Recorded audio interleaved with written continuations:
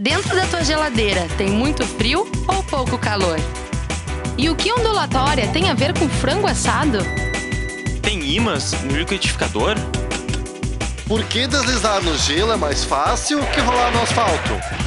E afinal, que relação tem entre o espelho e o escuro? Complicou? Simplifísica.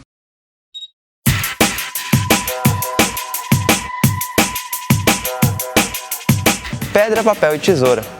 Provavelmente você já tenha ouvido falar ou até tenha jogado esse jogo com algum amigo.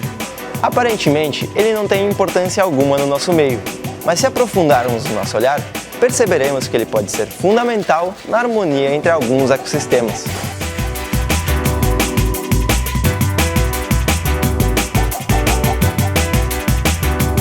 No programa de hoje, o professor do Instituto de Física da URGS, Jefferson Arenzon, se dispõe a explicar sobre a teoria de jogos e como ela pode influenciar a nossa vida. A ideia hoje é dar uma introdução sobre a teoria de jogos e a melhor coisa para introduzir o assunto é sempre uma analogia. Então, eu vou falar dessa cena que vocês devem conhecer. O Carlos deve saber como é o nome desse filme em português, Por um Punhado de Dólares, Bom, Mal... Eu não sei qual é o... Três Homens em Conflito, isso. Tá. Mas não é a tradução isso. Três Homens em Conflito. Então, existe uma cena do filme que não é um duelo, porque envolve três pessoas, então é um trielo.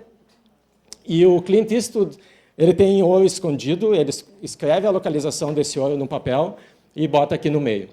E eles têm que atirar um no outro, o sobrevivente fica com o ouro.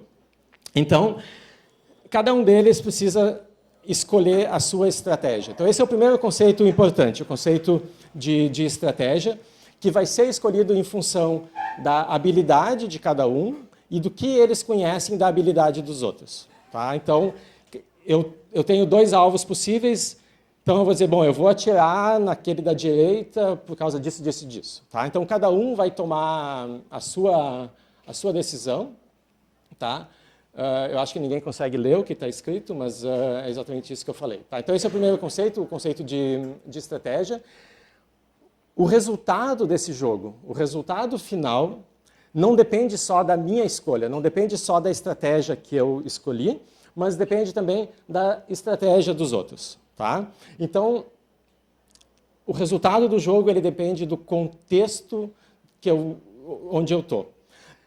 Essa situação aqui do filme, claro, não é tão simples, porque tem mutreta por trás, ele não ia botar a localização do ouro assim tão fácil. O que vai acontecer aí, vocês vão ter que ver o filme, eu não vou revelar o final. Tá? Vale a pena ver mesmo, nem que seja só pela trilha sonora. Então, eu tenho, então, o conceito de jogo, que é esse onde eu tenho vários agentes, cada um deles assumindo uma estratégia, e eu vou ter o resultado do jogo. O resultado do jogo é difícil de medir, né? Porque cada pessoa vai ter a sua escala de premiação. Então, aqui tem uma lista de possíveis escalas. Eu posso medir se eu me dei bem ou não numa determinada competição. Posso medir isso em sexo, dinheiro, poder, comida, sexo, ferimentos evitados, fama, descendentes, sexo. Vocês estão vendo que tem um tema recorrente aqui. Então, a teoria de jogos funciona melhor em biologia porque a escala de resultados ela é melhor definida. Eu posso medir a adaptação de uma determinada estratégia simplesmente pelo número de descendentes que uma espécie, um indivíduo tem. Tá? Mais descendentes, maior adaptação. E isso tem uma escala natural. Tá? Então, a aplicação de teoria de jogos nesse contexto ela é muito melhor definida.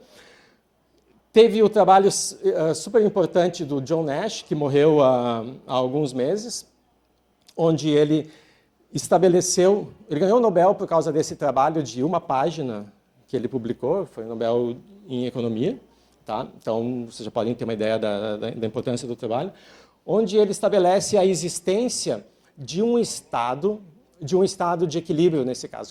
O que significa estado de equilíbrio?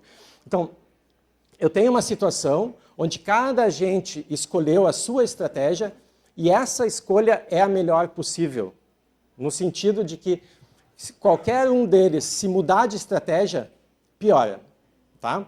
É como se eu estivesse dentro de um poço, eu estou lá no fundo do poço, qualquer direção que eu escolher para sair do fundo do poço, eu subo. Tá? Então eu estou no mínimo, eu não tenho escolha, qualquer direção eu subo. Aqui também, existe um estado que é o que se conhece por equilíbrio de Nash. Se vocês não reconhecem o Nash nessa foto, vocês reconhecem nessa foto. Tá? Mais novo, um pouco mais familiar. Tá? Então, esse conceito de equilíbrio de Nash em teoria de jogos é simplesmente isso, é a situação onde todo mundo encontrou a sua estratégia ótima. Se ele mudar de estratégia, piora. Então, no contexto de teoria, agora eu vou qualificar, não é mais teoria de jogos genérica, eu vou usar, então, teoria evolutiva de jogos. É um ferramental, tá? Baseado não nos detalhes microscópicos dos agentes, não na genética deles, mas naquelas características observáveis, naquelas características fenotípicas desses indivíduos. Tá? Então, eu tenho esse ferramental que vai me dizer o que pode acontecer dado um certo universo de agentes, um conjunto de estratégias, em função desse estado de equilíbrio. E o resultado ele depende, como a gente viu nesse exemplo aqui, não só da estratégia escolhida por um dos agentes, mas pelo conjunto de estratégias. Ou, no caso de uma população, pela frequência com que cada estratégia aparece numa população. Tá? Então, esse é o conceito principal. E para mostrar um pouco como funciona, eu vou dar 2 exemplos. Vocês vieram aqui para ouvir falar no Pedra, Papel, Tesoura, vai ser o segundo exemplo. Antes eu quero comentar sobre um problema clássico em teoria de jogos, que é o problema da cooperação numa população. Tá? O conceito de cooperação ele envolve um custo para aquele agente que coopera e um benefício para os agentes que recebem esse benefício. A questão toda é do ponto de vista de seleção natural, como que essa característica de cooperar, se ela me traz um prejuízo imediato que vai se refletir provavelmente numa diminuição da minha adaptação, numa diminuição do número de descendentes que eu tenho, como é que essa característica é selecionada? Tá? Então, por exemplo, se eu tiver uma população onde todo mundo coopera e por algum acidente, uma mutação, na próxima geração aparece um indivíduo que não coopera com ninguém, que recebe os benefícios da cooperação, mas não tem o custo de cooperar com os outros, esse indivíduo ele se deu melhor, ele não tem custo nenhum, ele vai deixar mais descendentes. E aos poucos, então, por seleção natural, essa estratégia vai se propagar dentro da população e vai invadir completamente essa população. Tá? Então, esse argumento intuitivo aqui, ele mostra que, aparentemente, o comportamento cooperativo não é estável, porque uma população de cooperadores parece ser facilmente invadida por não cooperadores. Então, como é que a gente explica a cooperação numa população? Né? Como é que vocês explicam eu estar aqui hoje dando essa palestra? Então, para discutir isso, o pessoal estuda modelos simples, porque modelo simples é o que a gente consegue entender melhor. Eu posso estudar um sistema real, mas os sistemas reais são complicados. Tá? Sistemas que o pessoal na biologia gosta de estudar, os físicos não fazem a menor ideia o que fazer com eles, porque tem tantas variáveis que a gente não entende o que fazer. Então, como a gente tem uma certa limitação, a gente vai estudar coisas fáceis. Tá? Então, os físicos só estudam coisas fáceis. E, nesse contexto, uma coisa bem simples é esse modelo, que é uma espécie de drosófila da área, que é um modelo super simples, e aí a gente consegue entender o que está acontecendo. Tá? Se chama o dilema do prisioneiro. Essa versão que eu vou apresentar aqui, ela aparece no livro Gödel, Escher e Bach, do Hofstadter. Eu preciso comprar um produto, e esse produto é ilegal, é ilícito. Tá? E tem o meu amigo lá, o Tadeu, que vende esse produto. Só que é ilícito. Então, o que a gente faz? Eu combinei com ele, olha, hoje na palestra na FINAC eu vou trazer o dinheiro numa maleta, ele vai trazer o produto numa maleta. discretamente a gente vai fazer a troca. Eu quero muito esse produto, preciso muito usar isso. E ele precisa muito vender. Então eu quero muito fazer o negócio, ele quer muito fazer o negócio. O que vai nos deixar felizes é realizar o negócio. Mas eu não conheço tão bem o Tadeu. Daí o que pode acontecer? Ele pode me entregar uma maleta vazia. Qual é a minha melhor estratégia se ele me entregar uma maleta vazia? É eu entregar uma maleta vazia também. Se ele me entregar a maleta cheia, então assim, eu não conheço ele, eu vou fazer essa interação e eu nunca mais vou ver o Tadeu na minha vida. Se ele me entrega a maleta vazia, minha melhor estratégia é entregar a maleta vazia. Mas se ele me entregar a maleta cheia com o produto, a minha melhor estratégia também é entregar uma maleta vazia. Qualquer coisa que ele fizer, qualquer que seja a sua escolha, a minha estratégia ótima, aqui não entra moral, não entra nada, é só o resultado dessa interação. A minha melhor escolha é entregar uma maleta vazia. O Tadeu vai fazer exatamente o mesmo raciocínio.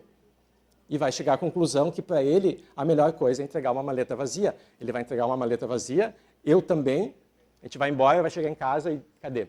Tá? Então, essa é a solução de equilíbrio desse problema. Esse é o equilíbrio de Nash. Se a gente está naquela situação onde os dois estão com uma maleta vazia, se um dos dois mudar de estratégia e passar por uma maleta cheia, fica em desvantagem. Tá? Se eu resolve, bom, vou entregar o dinheiro, ele continua com a sua maleta vazia, então é ruim para mim.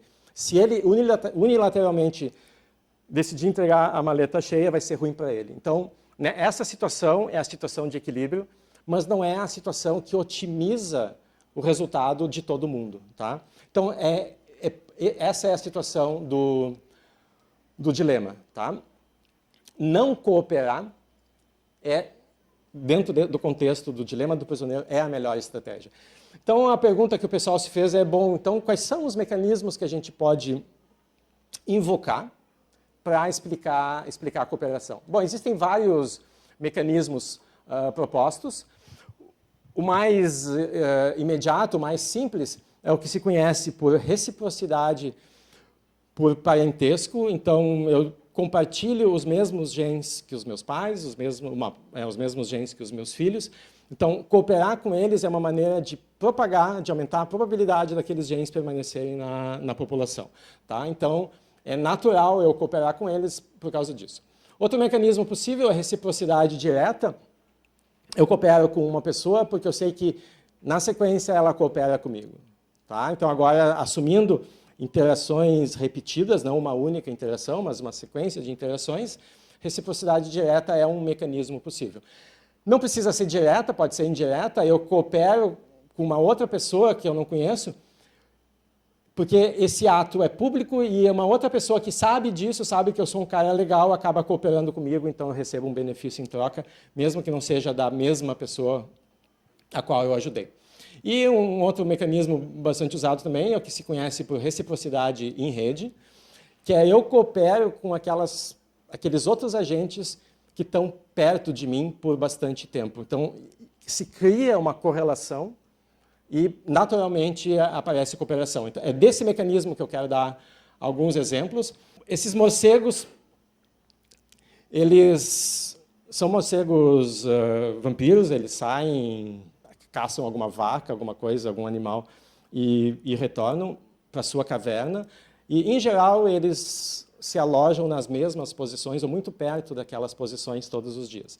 Então, os vizinhos deles são quase sempre os mesmos. Nem todos eles conseguem sangue. Tá? Então, o que eles fazem? Eles compartilham sangue. Da maneira mais nojenta que vocês possam imaginar. Um regurgita, o outro toma, etc. Tá? Porque ele sabe que amanhã pode ser ele que não consegue o sangue. E aí vai ter aquele vizinho para quem ele ou deu sangue ou vai acabar dando um dia, vai compartilhar com ele.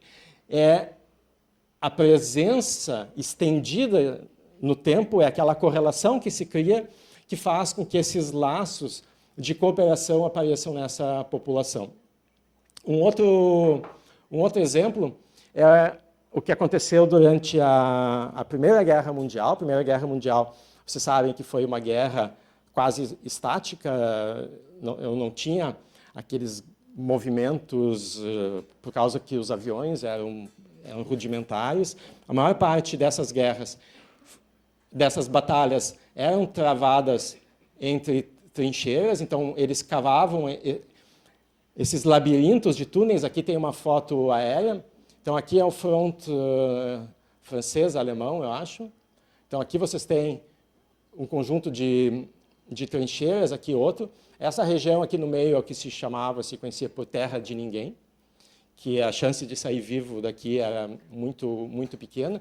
E esses batalhões, eles ficavam muito tempo de frente um para o outro. Sem combinações, tá? Aparecia naturalmente o que se conheceu como a política do viva e deixe viver. Então, assim, o interesse na guerra era o interesse dos altos escalões. Esses caras, os generais, que não estavam aqui, obviamente, eram os caras que queriam a situação resolvida. Tá? Para esse pessoal que estava na trincheira, o objetivo deles era sair dali vivo. Tá? Então, naturalmente, se criou uma situação onde eles evitavam atacar para evitar represálias. Tá? Então, tem várias situações documentadas, eu vou ler porque vocês não enxergam. Um dia, enquanto nossa infantaria estava cozinhando, ouviu-se um grito vindo da trincheira inimiga, perguntando se poderia vir e comer também. O francês foi convidado, veio e comeu. E dali em diante, sempre que notava que a comida estava pronta nas trincheiras alemãs, vinha e se juntava a nós. Tá? Então, assim, esses eram os caras que estavam inimigos mortais em guerra. Tá? O que gerava um problema sério, porque a Primeira Guerra Mundial ia estar até hoje, né, não teria resolvido. Então, o que eles tinham que fazer? Eles tinham que pegar esses pelotões e mudar eles de lugar. Então, a cada mês, 2 meses, eles diziam, agora vocês vão para lá, vocês vêm para cá. Tá? Aqui tem outro exemplo. Então, recebemos a seguinte mensagem amarrada a uma pedra da trincheira alemã oposta à nossa. Vamos mandar um 40 pounder, que é uma bomba de cerca de 20 quilos. Fomos ordenados a fazer assim, mas não queremos. Vai acontecer esta noite e vamos assoprar um apito antes para avisá-los para que tenham tempo de se esconder. Tudo aconteceu como eles disseram. Tá? Então, acontecia as coisas assim. Em compensação, existia retaliação. Se alguém não cumprisse esses acordos tácitos que apareciam, eles retaliavam. Então, os alemães eram conhecidos porque se matassem um, eles matavam 2. Tá? E as coisas logo voltavam à situação original. Tá? Então, de novo, isso é um processo de cooperação que aparece porque esses agentes escolheram essas estratégias simplesmente pelo fato de compartilharem posições espaciais por muito tempo. Tá? Isso aqui foi motivo de um filme. Então, aqui, no caso, era uma fronteira tripla, tinha os russos também, né, o exército prussiano, na época, não sei. E na véspera de Natal, isso é baseado em um evento que realmente aconteceu. Na véspera de Natal, eles pararam tudo, se juntaram, trocaram presentes, a flâmula, jogaram futebol. No outro dia, eles estavam se matando de novo, tá? Ou evitando isso. Tá? Então, esse mecanismo que gera cooperação, que eu disse antes, que é a tal reciprocidade em redes, porque existem interações esses vizinhos, o que acontece é que o mecanismo de formação dessa cooperação é porque eu formo grupos, e esses grupos sustentam a cooperação. Tá? É o fato de eu estar rodeado de outros indivíduos que cooperam comigo que faz com que a cooperação desse grupo não seja mais invadida pelos não cooperadores. Tá? Então, provavelmente, a vida em sociedade coevoluiu junto com esses conceitos de cooperação. Tá? Bom, como é que a gente estuda esse tipo de coisa? Então, só para dar uma ideia, de novo, o pessoal estuda modelo simples. Então, o que eu vou estudar? Eu vou estudar aquele dilema do prisioneiro que eu mencionei lá, só que eu preciso estudar ele no espaço. Então, eu vou fazer uma simulação, por exemplo, no computador, onde eu vou ter uma rede, uma espécie de tabuleiro. Em cada sítio, eu vou ter um agente, que pode ser um cooperador ou não cooperador, que vai interagir com os seus vizinhos, vai acumular uma premiação, porque cada interação dá um prêmio ou não, eu não vou entrar nos detalhes, se alguém tiver interesse eu posso mostrar depois. E vai decidir se vai manter aquela estratégia no tempo ou se, em função do que vê os vizinhos fazendo, ele muda ou não. Tá? Então, esse modelo bem simples, baseado naquele dilema do prisioneiro, os caras verificaram que existe a formação desses grupos. Tá? Só prestem atenção no vermelho e no azul. O azul é um grupo de cooperadores. A cor na fronteira aqui são aqueles indivíduos na borda do grupo que estão mudando de estratégia, mas logo depois eles voltam. Esses grupos não são estáticos, eles vão mudando de posição, mas isso é suficiente para manter uma fração estável de cooperadores dentro daquela população. Tá? Então, o estudo desse modelinho bem simples foi um dos primeiros, isso aqui é um trabalho de 92, foi um dos primeiros a mostrar que esse mecanismo de reciprocidade em rede é um mecanismo viável, porque mostrou no contexto desse jogo específico, mas que é, de novo, a nossa drosófila aqui, mostra que cooperação é um estado estável nesse sistema. Aqui mostra uma sequência de invasão, então eu pego uma população de cooperadores e boto um não cooperador lá no meio, e aos poucos essa semente aqui vai crescendo, invade a população, ficam esses padrões parecidos com tapetes persas bonitinhas e simétricas, porque o estado inicial é simétrico. Se eu começo com qualquer coisa, eu termino com uma coisa assimétrica. Tá?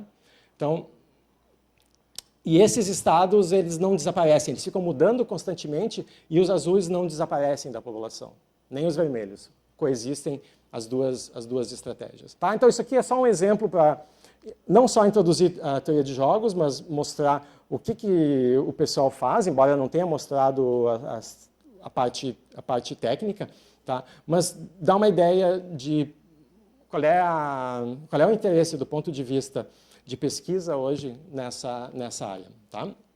Agora vamos passar para o segundo ponto. Vocês vieram aqui para aprender a jogar pedra, papel, tesoura, eu imagino. Tá? Então, o segundo exemplo é o pedra, papel, tesoura. Tá? Então, todo mundo conhece o básico. Então, eu tenho agora 3 estratégias. De novo, isso aqui é um exemplo onde eu não tenho uma estratégia ótima. A minha estratégia vai ser boa ou não em função da estratégia dos oponentes. Ou se vocês pensarem numa população de indivíduos que só fazem isso, pedra, papel, tesoura, se eu tiver, por exemplo, uma população onde todo mundo é tesoura, se eu for pedra, eu estou bem. Se eu for papel, não. Tá? Então, o resultado da minha escolha de estratégia vai depender da frequência com que as estratégias outras aparecem nessa população. Então, isso aqui é um jogo antigo, já existia na China há muito tempo atrás. Isso aqui, só para introduzir alguns termos, isso aqui se conhece por dominância cíclica, no sentido de que não tem uma estratégia melhor, cada estratégia ela vai ser dominada por uma outra e vai dominar alguém. Então, a estratégia pedra vai ser dominada pela estratégia papel e vai vencer a tesoura. Tá? Uma coisa que é importante, tem várias coisas aqui que não vale a pena mencionar, mas uma coisa que é importante aqui é que isso aqui é um único loop de 3 estratégias e esse loop ele tem um sentido bem definido. Tá? Então, eu tenho a minha espécie e essa conexão com uma flechinha diz quem ganha de quem. Vai ser importante depois. Então, vocês podem perguntar, tudo bem, pedra, papel, tesoura é um jogo de criança. Tem aplicações práticas. Por que eu vou estudar pedra, papel, tesoura? Por que pode ser relevante? Então, a primeira aplicação é que, como toda atividade humana que se preza, atividade séria, existe um campeonato mundial. Então, existe o campeonato mundial de pedra, papel, tesoura. Tá?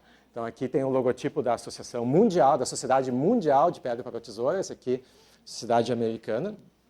Bom, mas não é essa aplicação relevante, não é essa aplicação que nos faz ter interesse nesse tipo de sistema. Aqui tem uma segunda aplicação, que é a importância desse tipo de interação em cadeias alimentares. Tá? Então, aqui eu tenho um exemplo de como pode ser uma cadeia alimentar real. Então, cada bolinha aqui é uma espécie, aqui de baixo são plantas. Quanto mais alto eu tiver aqui, mais alto na hierarquia dessa cadeia eu estou. E vocês veem que essa cadeia alimentar é super complicada, né? Tem canibalismo, tem espécies se alimentando dela mesma aqui. Cada linha aqui significa, então, aqui não aparecem as flechas, mas são, então, interações, mostram relações de quem come quem nessa população. Isso aqui foi montado em cima de registros fósseis num lago na Alemanha, mas está aqui só para mostrar isso, que é a rede de interações em sistemas reais é muito complicada. Tá? E o que a gente faz com isso? Como é que a gente pode começar a estudar isso? Bom, o que o físico gosta de fazer é se aproximar do problema de baixo para cima. Tá? Então, eu vou estudar qual é o papel daquelas unidades mais simples da rede, e depois que eu entender como é que elas funcionam, eu posso juntar um monte delas para formar uma rede complicada como essa. E uma das unidades importantes aqui são 3 espécies interagindo em loop. Tá? Por que isso é importante? Porque se eu tenho essas 3 espécies aqui em loop, nenhuma delas é melhor do que as outras. Eu não tenho hierarquia entre essas 3. Então, cada vez que eu tiver numa rede trófica uma sub-rede que não apresenta hierarquia, provavelmente a biodiversidade naquela comunidade vai ser mais estável. Se eu tiver hierarquia, esse come esse, que come esse, que come esse, provavelmente eu vou começar a extinguir, eu vou ter uma cadeia de extinções aqui. Tá? Então, a existência desses loops pode ser, é uma hipótese, pode ser importante na manutenção da biodiversidade nesses sistemas. Bom, sabendo disso, o pessoal procurou, mas será que existe algum exemplo real? Não estou falando de pessoas que jogam pedra, papel, tesoura em campeonatos, mas será que existe algum sistema, algum animal que se comporta de acordo com as estratégias do jogo pedra, papel, tesoura? Bom, sim. Tá? Então, eu tenho esses lagartos que vivem na Califórnia. Eu tenho essa espécie e eu tenho 3 características comportamentais diferentes. E cada uma dessas características está correlacionada com a cor da garganta, embaixo aqui do pescoço dos machos. Eu tenho, então, os lagartos com papo laranja, azul e amarelo. Então, no que eles se diferenciam? Eles se diferenciam no nível de agressividade e no tamanho do território que eles controlam. Então, eu tenho por exemplo, o azul. O azul ele é pouquinho agressivo. Ele vai lá, conquista um território pequeno, onde ele tem uma fêmea. Tá? Então, ele defende aquela região, aquela fêmea, e faz, né, o que os lagartos fazem, que é deixar seus descendentes. Mas aí aparece esse lagarto de papo laranja, que é muito mais agressivo do que o azul. E ele chega lá e expulsa os azuis. Estou falando em termos de frequência, tá? Não quer dizer que vão desaparecer todos, mas a frequência dos laranja vai aumentar porque eles invadem os azuis, eles são muito mais agressivos. Ao invés de controlar um território pequeno, eles conseguem controlar um território muito grande, onde tem várias fêmeas. Tá? E aí eles tomam conta, na próxima geração eles deixam seus descendentes, e aí eu tenho um pico de lagartos laranjas na próxima geração. Aí entram em cena os de papo amarelo, que não são agressivos, são menores, fenotipicamente são mais parecidos com as fêmeas. E se eu tenho um lagarto que toma conta de um território muito grande, é muito fácil esse papo amarelo aqui entrar ali sem ser percebido pelo de papo laranja. Então, naquela situação onde a população é dominada por esses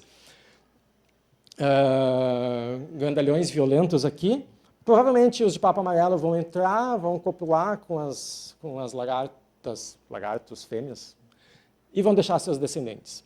Tá? Então, na próxima geração, quem vai dominar vai ser o lagarto de papo amarelo. Mas esses aqui não são agressivos e eles são facilmente invadidos pelo de papo azul, que vão lá e pegam de volta um território pequeno com uma fêmea. E assim eu fecho o ciclo. Tá? Então esse aqui foi o primeiro exemplo onde se descobriu, se mediu, eles acompanharam durante vários anos as frequências de aparecimento desses 3 fenótipos na população, e eles viam que realmente eu tinha um ciclo, passava de um, depois passava para o próximo, na sequência do pedra, papel, tesoura. Tá? Então eu não preciso ter nomes como pedra, papel, tesoura, o que eu preciso é 3 estratégias onde eu não tenho uma hierarquia, cada uma dessas estratégias ganha de uma e perde de outra. Tá?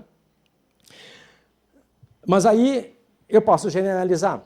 Eu não preciso de estudar somente 3. Eu posso fazer o passo seguinte e introduzir novas estratégias. Então todos vocês, ou quase todos vocês, devem ter visto esse episódio do Big Bang Theory, onde eles usaram essa versão de 5 estratégias do jogo, que foi introduzida pelo Sam Kass há vários anos antes da série, quer dizer, não é o original daqui, mas já existia. Então aqui eu tenho outras 2 estratégias, além do pedra, papel, tesoura, que está aqui nesse canto direito. Eu tenho o lagarto e eu tenho o Spock. Tá? Obviamente, quando eles jogavam aqui no seriado, eles empatavam, porque os 2 escolhiam o Spock, ficava Spock, e ninguém queria abrir mão e escolher uma regra ridícula como o lagarto, por exemplo. Todo mundo era Spock. Tá? Então, claro, aqui eu preciso definir também o que cada um faz. Então, o lagarto morde o Spock pulveriza a pedra e assim por diante. Tá? Eu não sei de cor as regras também. Tá? Mas eu posso jogar com quantas regras, quantas estratégias eu quiser. Eu posso introduzir quantas estratégias eu quiser. Não preciso estudar 5. Eu posso estudar 7. Né? Então, aqui tem várias outras. Eu posso estudar 9. Outro exemplo com 11, com 15, com 25. Tem mais, mas aí fica já inviável da gente visualizar numa figura simples ou não tão simples como essa. Tá? Do ponto de vista de quem quer estudar uma rede trófica complicada, é interessante ir além das 3 espécies do pedra, papel, tesoura, porque provavelmente esses loops de 3, no momento que eu juntar vários para formar uma rede trófica real, eu vou adicionar novas estratégias e eu vou acabar formando sistemas como esses. Então, isso é um outro dos trabalhos que eu vou mencionar rapidamente. Então, aqui vem um outro daqueles parênteses técnicos. Tá? De novo, para mostrar um pouco o tipo de trabalho que pode ser feito com esses modelos. Então, o que a gente fez foi estudar, não 5, mas o passo seguinte ao pedra, papel, tesoura, que é introduzir a quarta espécie. Por que a quarta espécie é interessante? Então, eu tenho aqui, por exemplo, o pedra, papel, tesoura, nas flechinhas formando o loop, e eu introduzo a quarta espécie, e ao introduzir a quarta espécie, eu também tenho um loop que passa pelas 4, como pedra, papel, tesoura, mas agora eu tenho a possibilidade de ter interações cruzadas. Então, 4 espécies é o caso mais simples, onde eu tenho o loop e subloops. O pedra, papel, tesoura, eu só tenho um único ciclo. Com 3 não tenho como, já está todo mundo interagindo com todo mundo. Com 4, quando eu botar todo mundo interagindo com todo mundo, eu tenho esse loop, eu tenho esse loop, eu tenho esse loop, eu tenho vários loops superpostos aqui. E nem todos eles são o que a gente chama de intransitivos. Tá? Então, por exemplo, o 0, 1, 3, eu tenho o 3 ganha do 0, o 0 ganha do 1, o 1 ganha do 3. Se fosse transitivo, o 3 ganharia do 0. Por exemplo, aqui tem um caso. O 1 ganha do 2, o 2 ganha do 3, então o 1 ganha do 3. Isso aqui é a propriedade de transitividade. Tá? Então, esse loop aqui, 1, 2, 3, ele não segue o padrão do pedra, papel, tesoura. E é exatamente aquele mecanismo que eu tinha dito antes que não deve ser muito bom para a biodiversidade. Porque agora eu tenho uma hierarquia. O 1 ganha, dentro desse subloop aqui, o 1 ganha do 2 e ganha do 3. Então, a pergunta importante, a pergunta relevante aqui é, quando eu aumentar o número de estratégias e agora introduzir essa competição hierárquica no sistema, será que a diversidade some? Será que o sistema é estável? Ou ainda assim eu consigo manter algum grau de diversidade? Então, o que a gente fez foi escolher a intensidade, a força dessas interações, aqui que são as que geram a transitividade, e estudar esse sistema. Então, é um gráfico, sinto muito, mas não é tão ruim assim, só para mostrar que eu tenho aqui uma região desse parâmetro de transitividade, onde as 4 espécies, tá? Se esse número aqui não é 0, é porque a espécie continua lá.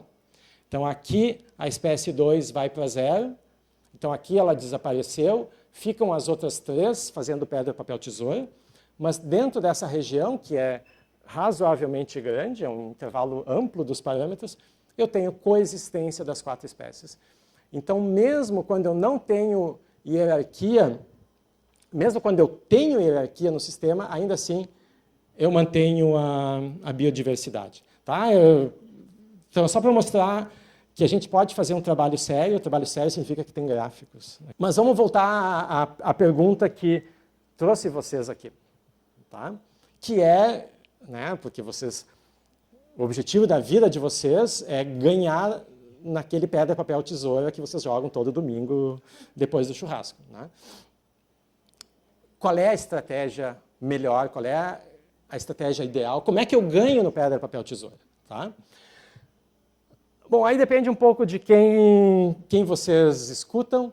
Então, existem várias dicas frequentes. Se vocês olham as páginas aqui dos sites dessas associações, eles dão várias dicas, muitas delas baseadas nesse livro, né, The Tree of Hand, desse Wojciech Smalsua, que não existe, nem ele, nem o livro. Então, para vocês já terem uma ideia da seriedade desses campeonatos. Tá? Então, eles botam um monte de citações baseadas num livro inexistente aqui. Tá? Mas o que eles concluem? Porque esse pessoal joga bastante, acumula estatística, acumula dados. Então, a maior parte desses resultados não tem uma evidência empírica muito forte. Tá? É baseada na experiência dessas pessoas, algumas têm uma certa evidência, outras não. Por exemplo, eles dizem que, estatisticamente, os homens começam, o primeiro movimento é pedra. Tá? Porque, obviamente, pedra está associado com a virilidade do cara, então ele começa com pedra. Tá? Mulheres começam com tesoura. Como essas estatísticas são baseadas nesses torneios, a estatística sobre as mulheres é bem menor do que para os homens, porque as mulheres, como têm mais bom senso, elas não participam desses torneios. Né? Então, assim, se vocês vão jogar com um homem, vocês podem assumir que provavelmente ele vai começar com pedra, e vocês jogam papel. Se vocês vão jogar com uma mulher, provavelmente ela vai escolher tesoura, e vocês começam com pedra. A menos, claro, que ela já saiba disso. Tá? Então, outra regra é usar alguma coisa que desvia a atenção da pessoa. Então, eu vou vir jogar, participar do campeonato, os caras vêm fantasiados, com coisas, né, para chamar a atenção. Então, eu venho com uma camisa cheia de tesouras e jogo outra coisa. Ou jogo tesoura. Ou eu digo que vou jogar tesoura para ele achar que eu vou jogar outra coisa e jogo tesoura. Ou eu digo que vou jogar tesoura para ele achar que eu vou jogar tesoura e eu não jogo, e sei lá. Né? Então, tem todas essas dicas. Uma das coisas que tem um pouquinho mais de evidência é que a gente tende, se eu ganho, eu tendo a permanecer com a estratégia vencedora que eu usei, e se eu perco, eu tendo a mudar de estratégia. E aí eu escolho uma estratégia que é aquela que vai ganhar, porque eu assumo que o cara que ganhou de mim vai manter a estratégia dele. Então, ele jogou pedra e eu joguei tesoura. Eu perdi. Aí eu vou assumir que ele vai jogar pedra de novo. Porque a tendência de quem ganha é manter a estratégia. Aí a tendência minha é de mudar. Então, eu escolho o papel porque o papel vai ganhar dele no próximo. Mas ele pode saber disso. Então, ele pode mudar para a estratégia sabendo que eu vou mudar porque eu sei que ele... E aí não termina nunca. Tá? Então, a pergunta é, essas estratégias funcionam? Então, eu já dei uma dica de que não funcionam. Porque eu entro nesses loops infinitos. Eu vou usar essa estratégia porque ele está pensando que eu vou fazer isso. Mas como ele está pensando que eu vou fazer isso, eu tenho que fazer o contrário, porque senão ele vai pensar que eu vou fazer isso e assim vai. Né? Então, aonde eu termino? Então, qual é a estratégia, afinal, que eu tenho que utilizar? Então, a resposta está aqui, basicamente. Tá? Então, claro, eu vou levar alguns slides para explicar por que a resposta está aqui. Então, a pergunta aqui, qual desses dois padrões de pontos é aleatório e qual não é? Esse aqui é o aleatório. Esse aqui não. Esse aqui foi gerado com um algoritmo que leva em conta onde é que estão os outros. Esse aqui, cada ponto foi gerado a partir de uma distribuição qualquer que não depende da posição dos pontos anteriores. Tá? Então, a gente tem uma dificuldade muito grande toda vez que envolve coisas aleatórias. Tá? A gente é muito bom para detectar padrões. Vocês olham para as nuvens, vocês enxergam coisas. O que vocês enxergam depende da infância que vocês tiveram e do grau de loucura que vocês têm. Tá? Mas a gente enxerga coisas. Aqui, não sei se vocês enxergam, tem 3 pássaros voando e todo mundo enxerga um rosto. A gente precisa de informação mínima para formar um padrão, para formar um rosto. Por que todo mundo é assim? Porque a gente só está aqui por causa dessa nossa capacidade de observar padrões. Quando nossos ancestrais viviam na savana e tinham um movimento de folhas estranho lá, eu tinha que supor que aquele movimento era causado por um leão assassino e sair correndo. Então eu tinha que ver monstros no escuro o tempo todo. É por isso que a gente vê monstros à noite. Né? A gente só chega uma idade, a gente para de contar, mas a gente continua vendo. Tá? Porque isso fez com que a gente sobrevivesse, que a gente mantivesse aqueles genes na população. Aquele que olhou e disse, deve ser o vento, aqueles genes rapidamente desaparecem da população. Tá? Então, a gente tem essa capacidade de enxergar coisas onde não tem nada. Então, o rosto, por exemplo, a gente vê em tudo que é lugar. Né? Pena que tem muita luz, mas eu tenho um rosto, aqui tem alguém gritando aqui. Esse aqui é o melhor de todos, é uma vassoura. Tá? Nem todos os padrões que a gente observa são rostos, aqui tem uns pimentões também. Tá? Nem todos os padrões que a gente observa são rostos.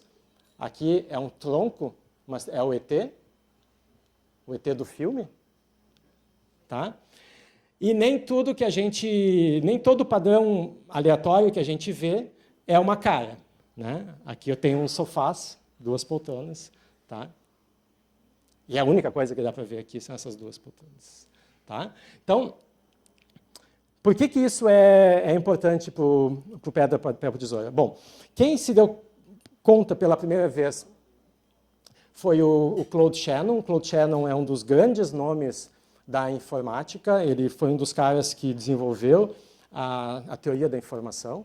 Né? Informação, para o Shannon, ela estava no mesmo pé de igualdade de matéria e energia na física. E, além de ser um dos grandes teóricos da computação, o Shannon também foi um inventor. Tá? Ele inventou várias máquinas.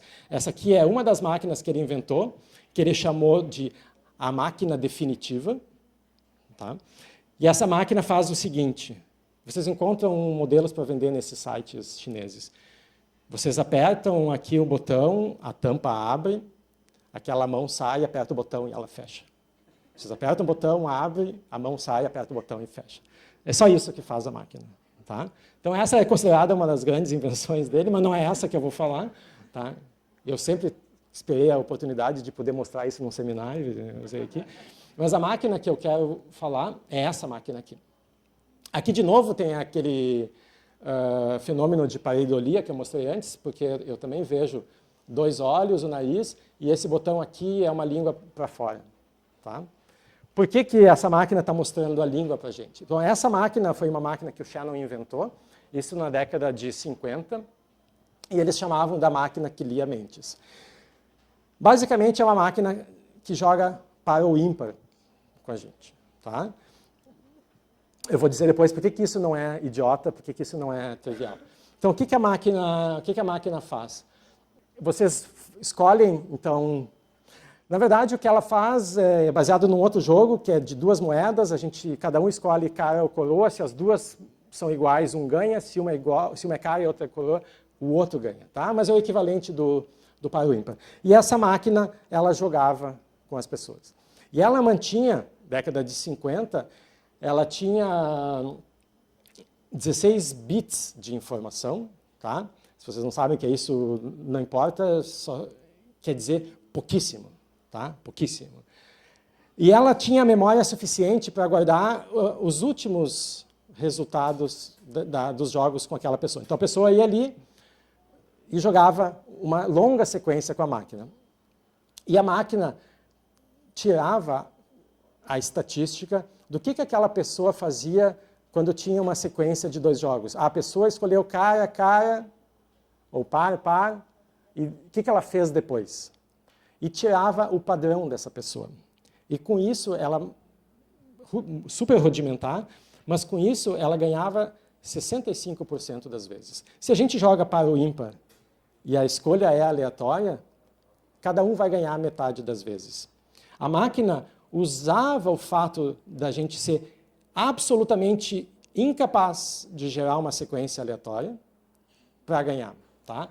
Então, aqueles primeiros pontos onde a gente tem a sensação de que são aleatórios porque estão mais homogeneamente distribuídos, reflete essa nossa incapacidade. Teve um professor de matemática, de estatística, que fazia o seguinte: ele dividia a turma na metade, ele não sabia quem estava em qual metade, tinha um critério lá, e dizia: a metade A vai para casa, vai pegar uma moeda e vai jogar 200 vezes para cima e vai anotar.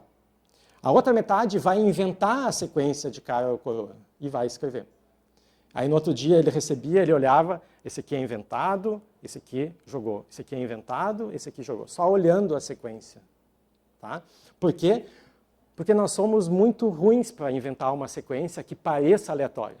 Claro, quanto mais estatística a gente souber, melhor a gente inventa, mais difícil é identificar a olho.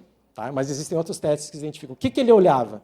Ele olhava, se eu jogar uma moeda 200 vezes para cima, a chance de ter uma sequência de 6 caras ou 6 coroas é muito alta. Se vocês tivessem que inventar uma sequência aleatória, vocês botariam uma sequência de 6? Provavelmente não. Então ele olhava, tinha a sequência de 6, esse cara deve ter jogado. Não tinha, deve ter inventado. Às vezes errava, né, porque 200 não é tão grande assim. Mas a gente é muito bom para identificar padrões e, por consequência, nós somos muito ruins para gerar padrões aleatórios. A única pessoa que ganhava ou que ganhou dessa máquina foi o próprio Shannon. Porque, como ele sabia o algoritmo que ela usava, ele repetia mentalmente, o que já era super complicado, porque ele tinha que lembrar e acumulando essas estatísticas da interação com a máquina. Ele sabia o que a máquina ia fazer e ele fazia a escolha que ia ganhar da máquina. Por que isso é importante? Porque vocês podem pensar nessa máquina não como uma máquina de jogar par ou ímpar, mas eu quero desenvolver máquinas, eu quero desenvolver robôs, eu quero desenvolver celulares e botar um aplicativo com o nome de fruto do mar lá, que vai antecipar, que vai adivinhar o que eu quero, que vai adivinhar o que eu preciso. Tá? Então é isso que essa máquina está fazendo. Ela está baseada no comportamento que ela observa ela antecipa e ela projeta as minhas necessidades. Então eu posso ter uma pessoa com alguma incapacidade e eu tenho um robô que, sabendo o que já aconteceu, o que eu preciso, ele sabe o que tem que fazer. Tá? Então essa era a motivação conceitual do Shannon por trás disso. Então, voltando agora ao pedra, papel, tesoura, qual é a única estratégia garantida que eu posso ter? Qualquer estratégia que vocês tentarem usar, né, eu dizer, eu sou super esperto, se a pessoa fizer isso, eu faço tal coisa. Se quem estiver jogando comigo for um daqueles caras experientes lá dos campeonatos, ele rapidamente se dá conta qual é a estratégia que eu estou usando e explora essa estratégia para ganhar de mim. A única maneira que eu tenho de enganar essa pessoa é jogar uma série que seja absolutamente aleatória. Tá? E nós somos muito ruins nisso. Tá? Se vocês jogam tênis, vocês não podem sacar sempre do mesmo lado, vocês não podem intercalar um saque de cada lado, porque os caras que são top profissionais, eles se dão conta disso. E eles já esperam do lado correto para receber o saque de vocês. Vocês têm que fazer uma sequência aleatória de saque. Os caras têm um reloginho lá que eles olham o ponteiro dos segundos. Se for par, eles jogam para um lado, se for ímpar, eles jogam para o outro. Isso é uma maneira de gerar um padrão aleatório. Tá? Então, nós somos muito bons observando padrões, nós somos muito ruins para produzir padrões aleatórios, mas, infelizmente, essa é a estratégia que eu devo usar. Tá? Mas isso é assunto para um outro seminário. Tá? Obrigado.